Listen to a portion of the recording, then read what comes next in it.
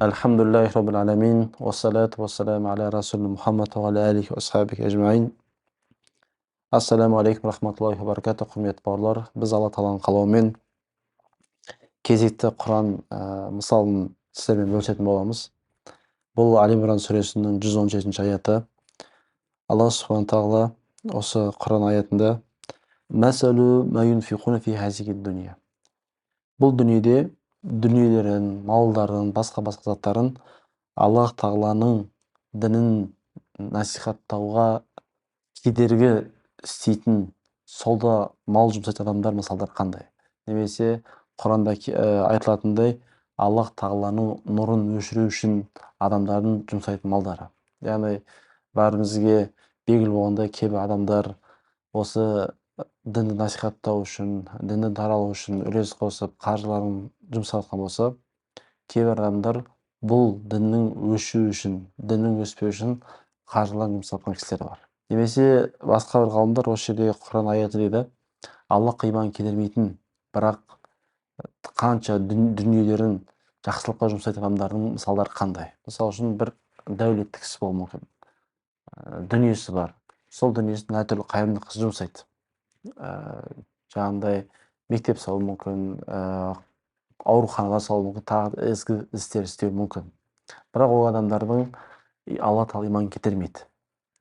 Және осы жерде сұрақ туы мүмкін. Сол кісілердің, яғни жасаған дүниелері, жұмсаған дүниелері, мал мүліктері ақыретте оларға пайда бере ме, бермей ме деп сұрақ туатын болса, дін ғалымдары айтады. Егер адам Аллахқа иман келтірмесе, оның қанша ізгі істесе де, оған ешқандай пайда бермейді дейді. Және Алла Тағала сол мысалын Құранда баяндап жатады. Сол баяндап, ашықтап түсіндіреді. Сол себепті осы жердегі аятқа қатысты бір ғалымдар бұл жердегі мақсат Аллах Тағаланың дінін насихаттаудан тосу үшін жұмсалған мал дүниелерді қозғап отыр дейді. Кейбір ғалымдар бұл жердегі мақсат Аллахқа иман келтірмейтін, бірақ бұл дүниедегі істеп жүрген істері жақсы адамдар мысалдар қандай? Яғни мал дүниені жүзге жұмсайды, ал ақыретте сол істеген істер пайда бере ме, бермей ме? Алла Тағала баяндайды ары қарай: «Мәсәлу ма юнфиқу фи хазиhi хаяти дуния камасали рих». Оның мысалы бір жер сияқты. Фиха саррун. Бұл фиха саррун деген ол жерде бір суықтық бар. Яғни суық, қатты жел келеді. Асабат харса қаумин золим анфусахум. Өз-өздеріне зұлымдық істеген адамдарға әлгі жел келіп өз әсерін береді. Суық, қатты жел. Факрахатху, сөйтіп өз егіндерін, тағыларын күл-талқан етеді. Бұл не деген сөз? Бірінші мағына жоғалатын болсақ, бұл жерде мақсат Аллах Тағаланың жолынан дінді тосу үшін адамдардың жұмсаған малдары діндің қаяқ насихатталып жатқан болса, соған кедергі болуға адамдар мал жұмсаған болса. Егер мысалы пайғамбарымыз саллаллаху алейхи уассаламның өміріне және діннің таралуына мән беріп қарайтын болсақ, шынымен де пайғамбар саллаллаху алейхи заманында да кейбір адамдар болған, мал дүниелерін Аллах Тағаланың дінін жаюдан тосуға жұмсағандар. Мысалы үшін солардың бірі Надир ибн Харис сияқты мүшриктер. Пайғамбарымыз саллаллаху алейхи уассалам бір жаққа барып дін насихаттап жататын болса, дін насихатын тұрғызып Аллахқа шақырса қауымды, солар жаңағы күң әйелдерді жалдап, сол жаққа өлең айтқызып қоятын кездер болған.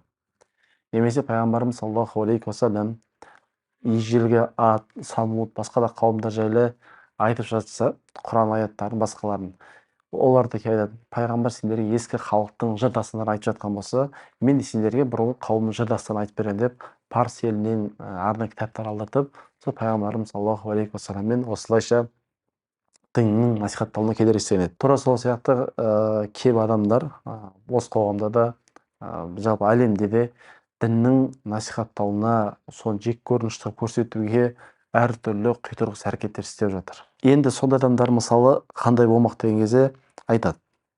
Құранда келгендей, ондай адамдар мысалдары, жаңағыдай дүниелерін діннің жойылу үшін жұмсайтын адамдардың мысалы әлгі егіншінің мысалы сияқты.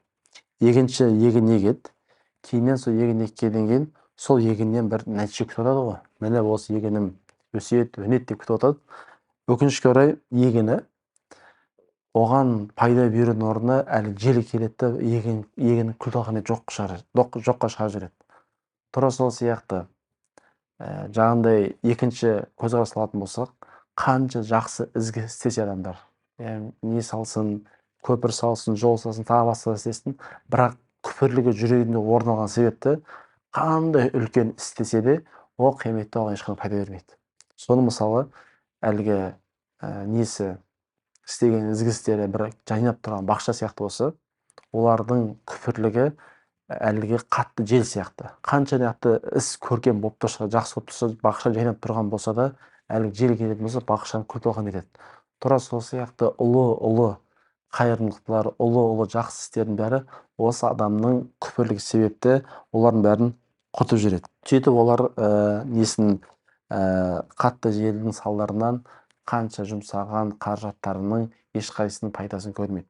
Сол себеп құрметті бауырлар, Алла Тағаланың бізге берген ызық несібесін Алла Тағаланың дініне жұмсайтын болсақ, және Алла Тағаланың игілі істерін жұмсайтын болсақ, біз алдыңғы сүрелерді баяндағанымыздай бір дән егіп, 7 сабақ шығып, әрқайсысында 100-100-ден дәнек шыққан сияқты, яғни бірден 700 есеге көбейеді. Және адамның ықыласының саны одан сайын көбейеді деп біз айтқан болатынбыз. Ал енді адам қанша жақсылыққа қаржы жұмсаса да, бірақ Құдайға сенбесе, Аллахтың разылығын көздеп істемесе, онда осында кейіпке пайда болады екен. Аятқа мән беріп қарасаңыздар, Алла айтып жатыр, кәмәсәлі, оның мысалы, күпірлігі мысалы, риха фиха соррун, яғни бір суықтық, қаттылығы бар жел сияқты. Асабат харса қаумен, бір қауымның несін еген алқабын күл-талқан етеді. Золам анфусам, олар өз-өзіне зұлымдық істеді. Факрахатхум, оларды күл-талқан етті, түк қалдырмады. Енді Алла Тағала баяндайды, ома золамухум Аллаху уаллакин анфусахум язлимун. Оларға Алла Тағала зұлымдық істеген жоқ. Бәлки олар өз-өздеріне бастарына зұлымдық істеп алды. Яғни Алла Тағала ешқандай зұлымдық істеген жоқ. Бәлки олар өздеріне зұлымдық істеп, ақиретте осындай нашар күйде болды. Сол себепті олардың иманнан көрі күпірлікті жоғары қойғандары қанша ізгі істесе де соны күл-талқан етті. Немесе біздің қазақ халқының мысалын жақсы түсетін болсақ, біз айтады ғой, қазақ халқында бір қармайды, бір құмалақ шіртті деп. Тура сол сияқты сіздің істеген ізгі ісіңіз қандай мықты болса да, соған күпірлік түсетін болса, сіздің ізгі ісіңіз күл-талқан етіп жібереді. Немесе енді қазір қыс мезгіл жақындап келе жатқан кезде адамдардың көбісі бақшалардағы картоптарын, сәбіздерін жинап, қысқа сақтап жатады кейбір кезде. Сол егер сіздің сақтап жатқан нелеріңіз болса, картоптарыңыз болса, сәбіздеріңіз, басқа көкөністерді жинап жатсаңыз, сол жинап жатқан көкөністердің арасында шіріген сәбіз емес шіріген картоп түсетін болса, бүкіл қаптағы заттардың бәрін шірітіп жібереді. Тура сол сияқты бұл дүниеде қанша ұлы істесең де, бірақ күпірлікті иманнан жоғары қойсаңыз, сіздің амалдарыңыз бәрін күл-талқан етіп жібереді. Сол себеп құрметті бауырлар, Алла Субхана Тағала қандай істесек те Аллахтың разылығын көздеп, және иманмен сенінген күйде нық Аллах Тағала разылығын көздеген күйде істейтін болса, керісінше сауабы артады. Ал енді Аллахтың разылығын көздеп істейтін болсаңыз, баяндағанымыздай 700 есеге көбейеді. Егер адамдарға мақтанып істейтін болсаңыз, біз алдыңғы сабақта айтқанымыздай, әлгі топырақтың тасқа тұрады ғой, жаңбыр түсіп шайып жүргенше жоққа жүреді. Егер соны біреуді көрсетіп рия істейтін болсаңыз, ал енді істеген ісіңізде қанша жақсы іс үлкен іс болса, бірақ ол жерде күпірлік болатын болса, мына адамдардың мысалы сондай адамдарға бағытталған. Сол себепті Алла Тағала кез келген істі иманмен және Аллахтан үміт еткен күйде істеуді нәсіп етсін. Ахир дауана инал хамдулиллахи роббил аламин.